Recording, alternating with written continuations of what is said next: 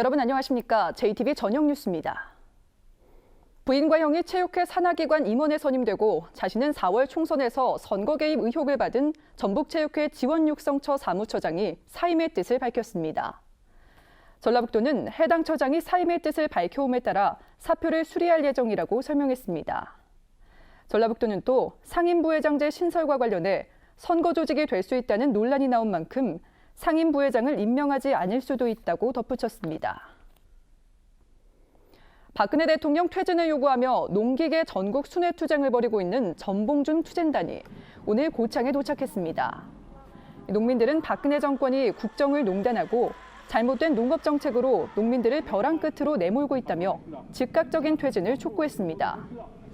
지난 15일 전남 해남에서 출발한 전봉준 투쟁단은 고창과 정읍, 김제를 거쳐 내일 전주 촛불 집회에 참가한 뒤 다음 주 서울에서 열리는 민중총궐기대회에 집결할 계획입니다. 박근혜 정권 퇴진을 촉구하는 제2차 전북도민총궐기대회가 내일 전주 시내 곳곳에서 열립니다.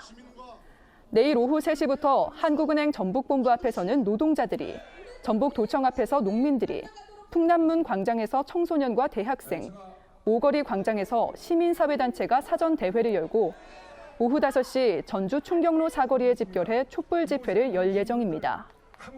전북 비상시국회의는 내일 집회에는 수능 시험을 마친 수험생 등 최대 10,000여 명이 참여해 87년 민주항쟁 이후 최대 규모가 될 것으로 예상했습니다. 내년도 전북 사업 가운데 최순실 사업으로 분류된 문화창조 벤처단지 예산이 전액 삭감됐습니다. 전라북도는 어제 국회 교육문화체육관광위원회가 전북 사업비 49억 원 등 정부 문화창조 벤처단지 관련 예산을 전액 삭감했다고 밝혔습니다. 전라북도는 오는 30일에 열리는 예결위에서 삭감된 예산이 다시 반영될 수 있도록 전북 정치권과 협의하기로 했습니다.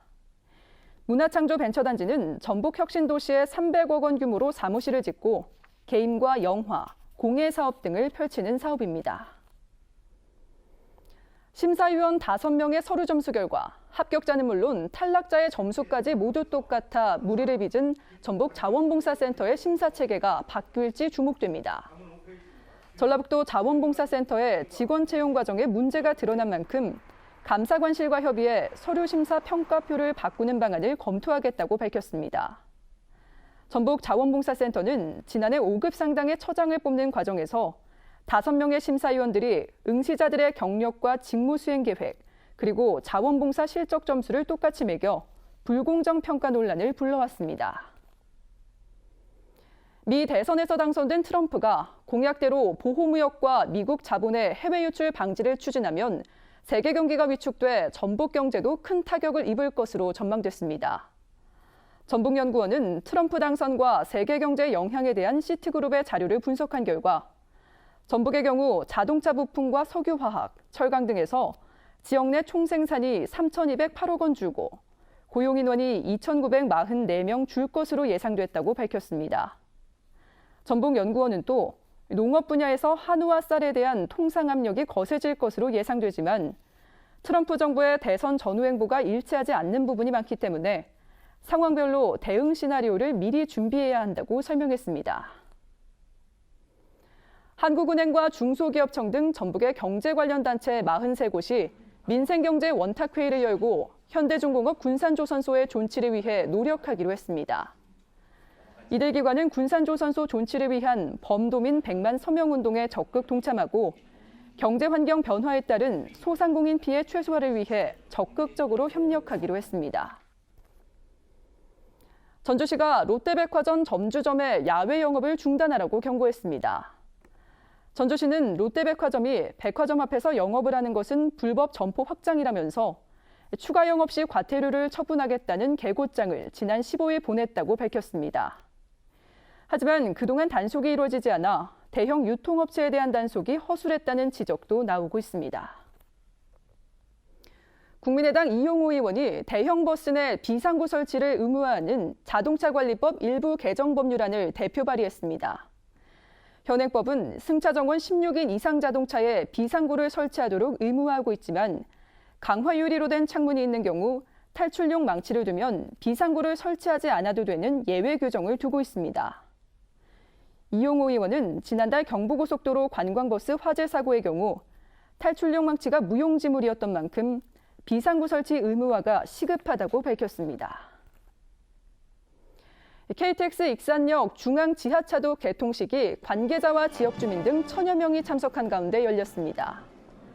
중앙 지하차도 공사는 465억 원이 투입돼 기존 왕복 2차로를 4차로로 확장한 사업으로 중앙 지하차도와 서부역 진입로 등 843m 구간입니다.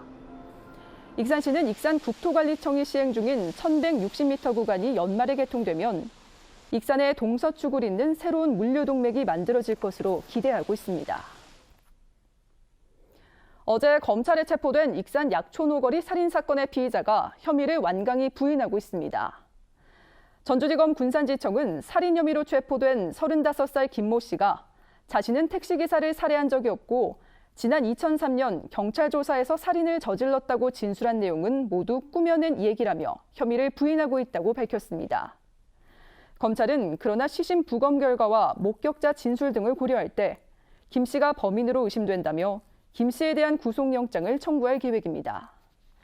김 씨는 익산 약촌오거리에서 택시기사 살해 사건이 발생한 지 3년 만인 지난 2003년 경찰에 붙잡힌 뒤 범행을 자백했지만 검찰은 당시 구체적인 물증이 부족하다며 김 씨를 풀어줬습니다.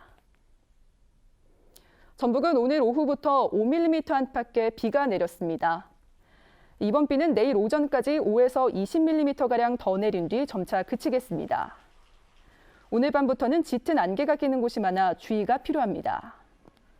주말인 내일은 흐리겠습니다. 아침 최저 기온은 10도에서 12도, 낮 최고 기온은 15도에서 17도로 오늘과 비슷하겠습니다. 전주기상지청은 다음 주 화요일부터 기온이 크게 떨어지기 시작해 추위가 찾아올 것으로 내다봤습니다. 잠시 후 JTBC 8시 뉴스 예고입니다. 폐기물 처리 시설 인근 주민들은 해마다 수억 원의 지원금을 나눠갔는데요. 전주시의회가 현금 배분을 금지하겠다고 나서자 강하게 반발하고 있습니다. 암 환자가 집단으로 발생한 남원 내기마을 역학조사 결과가 발표됐지만 주민들은 부족한 게 많다며 강한 불만을 나타내고 있습니다. 박근혜 대통령 퇴진을 요구하며 농기계를 타고 전국을 돌고 있는 농민들이 오늘 전북에 도착했습니다. 이들은 내일 전북 도민 총궐기 대회를 거쳐 다음 주말 서울 집회에 참가할 계획입니다. 초강세를 이어가던 한우값이 하락세로 돌아섰지만 소비자가는 요지부동입니다.